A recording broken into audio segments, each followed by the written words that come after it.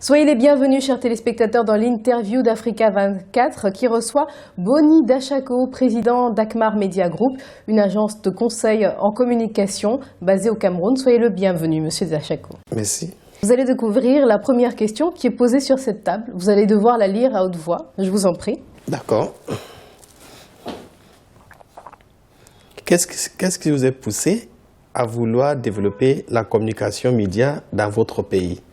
Mais ça répond à la question. Je suis Camerounais et je dois développer mon pays d'abord. Mais le Cameroun, moi je ne regarde pas le Cameroun en tant que mon pays, moi je regarde l'Afrique. Quand je regarde l'Africain, je ne peux pas faire une distinction. Donc je dis, je suis africain, comme Ivoirien, comme Burkinabé, comme Sénégalais.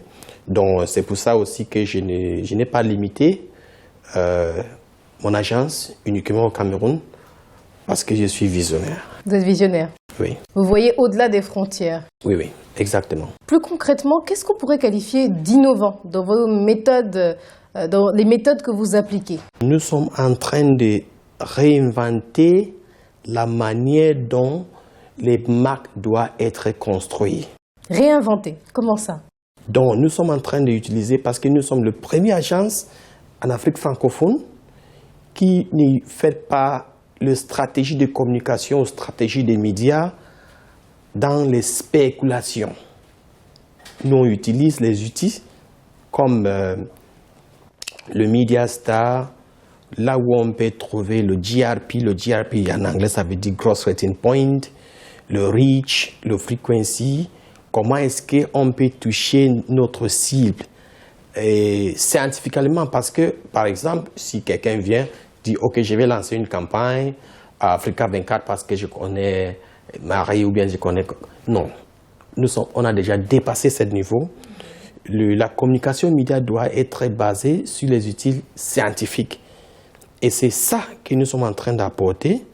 Et aussi, nous sommes en train de faire aussi l'éveil concurrentiel dans la radio, dans la télé, dans l'affichage, dans la presse. Mais pourtant, c'est difficile d'obtenir justement des chiffres précis sur le continent africain, des statistiques, parfois des sondages. Comment vous faites? C'est à travers uniquement vos outils? Oui, oui. Je dois vous dire quelque chose. L'Afrique d'aujourd'hui, ce n'est plus comme l'Afrique de 10 ans, 15 ans. Les gens me disent on ne peut pas faire ça en Afrique, mais on peut le faire.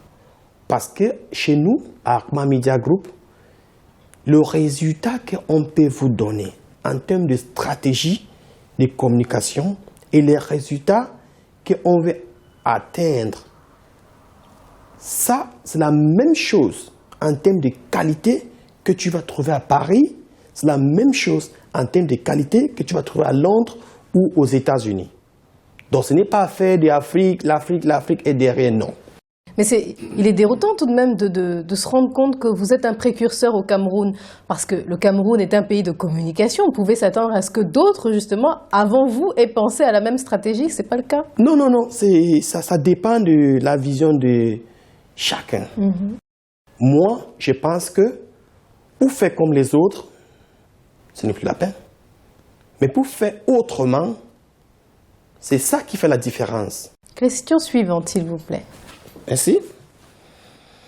Votre agence est-elle toujours entièrement financée par des capitaux camerounais? J'ai dit oui. Pourquoi est-ce essentiel pour vous? Je suis camerounais et nous, on veut montrer qu'on peut faire aussi quelque chose de bien. Pourquoi est-ce que vous pensez que les capitaux étrangers doivent être mis dans notre business? Pourquoi? Ce n'est pas ce que je pense. Je vous ai posé la question. Non, c'est sur la base de votre question.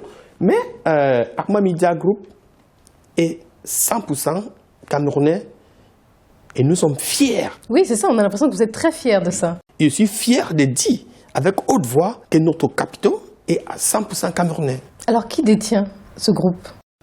Boni Dachako, c'est le président directeur général du groupe. Et comme vous écoutez que c'est un groupe, c'est-à-dire que ce n'est pas une seule personne. Donc, je suis le président directeur général et fondateur du groupe Akmar. Et nous sommes dans 18 pays. Mais qui d'autre a investi dans cette compagnie, par exemple? Quand vous parlez d'investir, les gens peuvent investir en termes des idées, les gens peuvent investir en termes de l'argent, les gens peuvent investir en termes de soutien moral. Bon, l'aspect financier, on va rester sur celui-ci. Non, ACMA Media Group, comme je vous ai dit, c'est entièrement fondé par Boni Dashako, à 100%. Fondé, ça on a compris. Oui. Et financé? Boni Dashako. Pourquoi vous ne pouvez pas penser que ACMA Media Group, les gens qui travaillent, sont en train de contribuer en termes de, comment je peux dire, de les expertises et pour aussi être actionnés dans le business. Mais bien évidemment, mais ça vient dans un second temps, pas dans un premier temps. Oui, mais ce que je veux dire, ACMA Media Group, c'est une société détenue à 100% camerounaise et forte notoriété dans l'Afrique francophone surtout. Et nous sommes fiers de dire ça n'importe où. Et vous en êtes à combien exactement de pays où vous êtes implantés? Nous sommes dans 18 pays implantés. Donc, par exemple, si vous allez en Côte d'Ivoire, à Abidjan, vous allez voir ACMA Media Group. Si vous allez en RDC, vous allez voir ACMA Media Group. Et si au Cameroun, il y a ACMA Media Group. Au Gabon, il y a ACMA Media Group. Et au Burkina, il y a ACMA Media Group. Au Sénégal, même chose.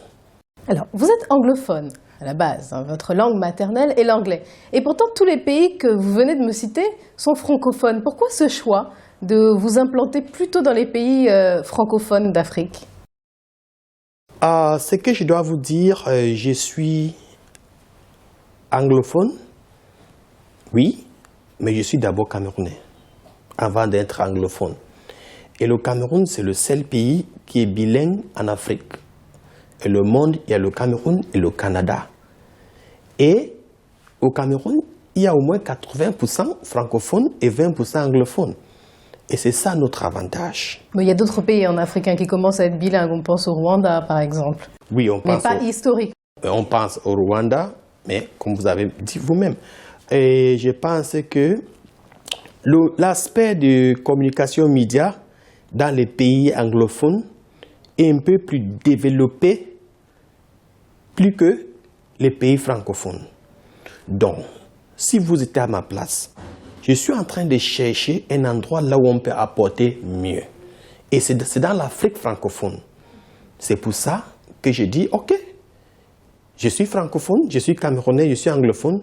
Il faut que je développe bien là où je peux dire que ça m'appartient. Là où il n'y a pas de concurrence, ou moins de concurrence. Non, pas à faire des concurrents. Marie, pas à faire des concurrents. Mais la question qu'on pose, est-ce qu'on peut faire mieux? Et dans les pays anglophones, vous ne pouvez pas faire mieux. On peut faire mieux, mais est-ce que l'opportunité qui est dans le pays anglophone est la même opportunité qui est dans le pays francophone? Je suis un homme d'affaires et je dois mettre tout ça ensemble avant de faire le démarche. Alors dites-nous, dans quel pays, par exemple, dans quel pays faites-vous le plus de chiffre d'affaires, hormis le Cameroun? Ça c'est intéressant, ça c'est une question intéressante. Je ne peux pas vous donner cette information parce que nous on regarde le groupe. Vous regardez le groupe, mais vous avez les détails. En plus, vous êtes très pointilleux, d'après ce que vous nous avez fait comprendre, notamment en ce qui concerne les chiffres. Bien sûr, il y a la RDC, il y a le Cameroun, il y a le Sénégal, il y a Congo-Brazza. Nous, on apporte beaucoup dans ces différents pays. Et aussi, quand vous apportez beaucoup, vous pouvez aussi gagner un peu. Mais lequel, par exemple, se démarque? Il y en a quelques-uns qui se démarquent? Bien sûr. Il y a le Cameroun, il y a la Côte d'Ivoire, il y a le RDC. Et alors, dites-nous, à contrario, quels pays sont les moins intéressants en termes de communication média sur le continent? Quel pays? Bon, on peut dire peut-être...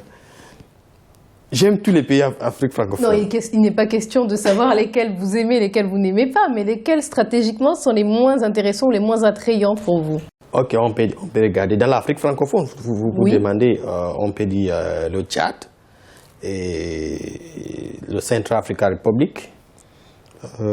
Ça, ce sont les pays où les activités sont vraiment pas vibrantes comme les différents pays que je viens de vous citer. Mais pour quelle raison, à votre avis?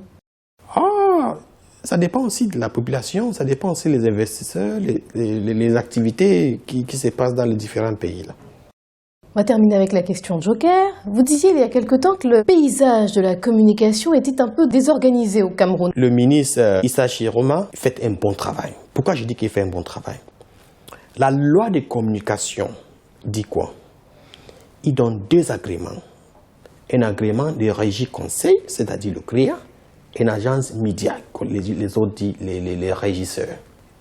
Les clients, les annonceurs n'ont pas le droit d'aller directement dans une chaîne de télé ou une chaîne de radio pour faire les achats sans passer par une régisseur. Là, il a dit non. La loi doit être respectée.